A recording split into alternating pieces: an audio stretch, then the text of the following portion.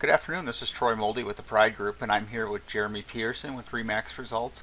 We are doing our outreach for the month of August 2015, and our topic is repairs prior to closing.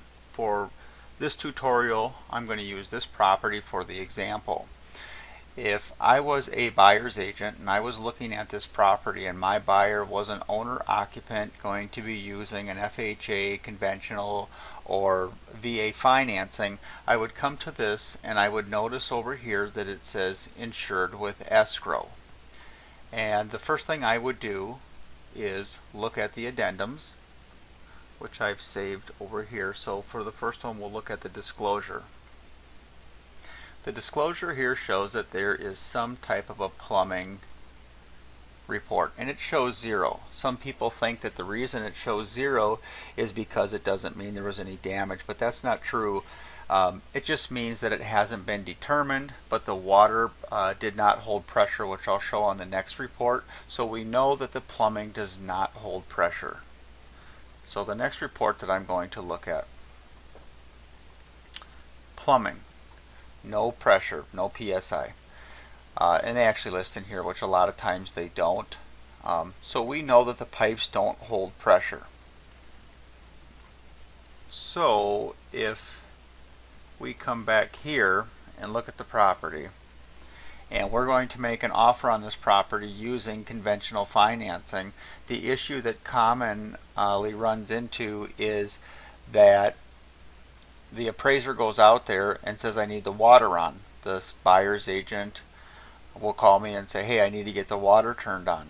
You're not going to get the water turned on ever prior to closing. HUD will not authorize or allow any repairs prior to closing, and that's been disclosed to you on the forms that I just showed you. So if you see that the plumbing doesn't hold pressure and there's a repair disclosure that says that you can't turn the water on, you know that you're not going to be able to get your traditional conventional financing using or where you activate the water. They're not going to give you permission to ever turn the water on. You can't fix the plumbing. If you hire somebody to go in there, potentially HUD could cancel your offer and revoke the NAID number, so you could no longer submit bids or nobody in your office. It's a big no-no that you're never ever supposed to do any repairs prior to closing, nor will you get permission, and the seller HUD will not fix anything. You have to be able to perform in your as-is condition the way that the property is listed. So the second option that you would have is you could do a 203B with escrow repair. That's your standard FHA product, but allows for the escrow. And what happens is when you go, you submit your bid and your offer is accepted. When the appraiser goes out, he'll note that the water wasn't on, and in lieu of that, you'll get some bids from a plumber. And as long as it's under $5,000, you can escrow that. It's a buyer's expense, but then you can at least move forward with the 203B with escrow and not run into a snag that you would on a DVA or even rural development or conventional. Now the one snag with FHA you do got to watch for is this is the mortgagee letter that lenders are required to follow when they're using FHA products on a HUD REO, HUD owned. And this is super important because this also causes a lot of problems. So in terms of value, this property we see is listed for $110, and that's the original list price. So when we come to this mortgagee letter that the lenders are required to follow, and we look here, it says that in terms of value, you're limited to the lesser of the contract sales price or new appraised value or initial list price of the HUD REO property.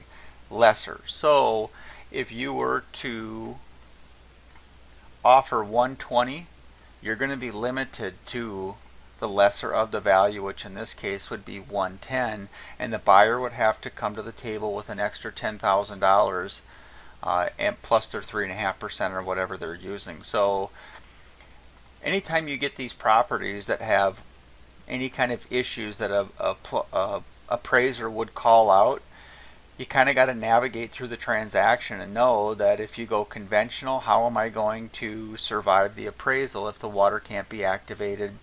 Same with DVA, same with rural development.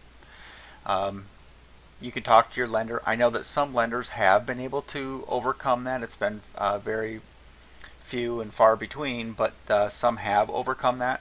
But it's definitely a conversation you want to have prior to submitting your bid. Is when you see this property, go to the addendums, pull them up. First phone call is to your lender and say, hey, I know this buyer wants to use conventional financing, but the plumbing can't be activated. We can't get permission to turn the water on. We can't get permission to fix it, and the seller won't fix it or turn the water on. Can we still do conventional, and how will you overcome the water not being activated for the appraisal? And if they say, nope, that's not going to work, it's better to solve it then than to put time and money into a file and not be able to perform.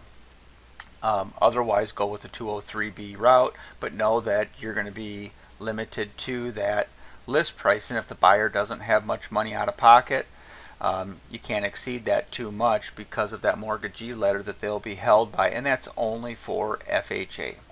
So if you have questions on that, you can certainly get a hold of me, and here's my email.